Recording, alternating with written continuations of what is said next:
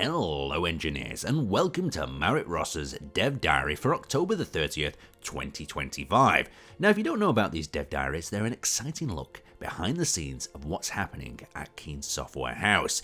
And remember, they're always work in progress, so things might change. Marek starts this dev diary off by talking about Space Engineers 2, VS2, Planets and Survival Foundations.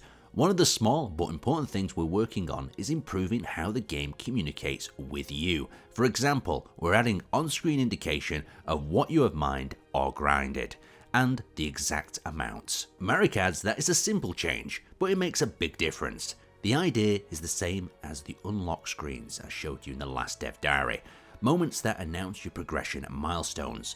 These kinds of clues help make the world feel more responsive. Marek adds, we're continuing to apply this lesson across the board, better communication from the game systems towards the player. The goal is to make sure the game always lets you know what's happening, without you having to guess or check the logs and inventory screens. VS2 will introduce the base systems for random encounters. At first, these will be non-dynamic and non-AI, simple handcrafted damaged ships, small stations and points of interest to bring more life to the world. This is just the base of the whole future encounter system. You can expect broader themes, combat scenarios, and truly dynamic NPC encounters in the updates down the road. Step by step, we're moving towards a universe that feels less static and more reactive, where every playthrough can surprise you. You can see some of our first experiments with random encounter systems here. These screenshots show our encounters template, handcrafted prefabs that the game will later insert into the world, on planets or among asteroids. So if you notice a patch of grass floating in space, don't worry, it's part of the template testing process, not a new type of cosmic meadow. Marek adds, lately I've been finishing the voiceover work for VS2 survival intro cutscenes and the F2UE, the first time user experience. Both feature a dialogue between Miro, the player, and Ivan, and sometimes Miro as the narrator. I really enjoy this process and giving personality and emotional tone to the story that frames the gameplay. Marek adds, for VS2, the voice lines introduce players to the world of Almagest and set up the relationships between the two brothers.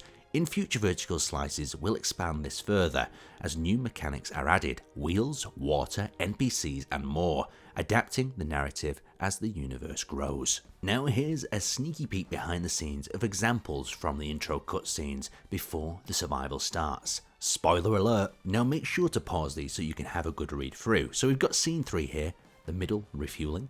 We've also got scene 6, the crash, and we also have trigger 2, move 5 meters from spawn. So this is the early start of the dialogue between Miro and Ivan. Now back over to Marek. He says, speaking of cutscenes, our art lead Natik is running motion capture experiments for our character animations and cutscenes.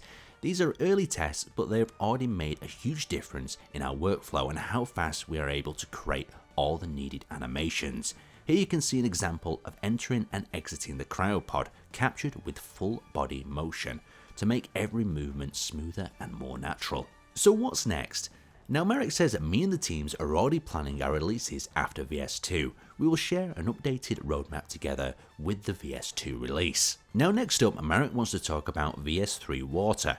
We're testing proper water propellers inside the game, and they work now, still without any fine tuning, but it's exciting to see the ships actually move forward through water for the first time without any cheated thrusters. Now that brings us to the end of this dev diary, and Marek has a question for you.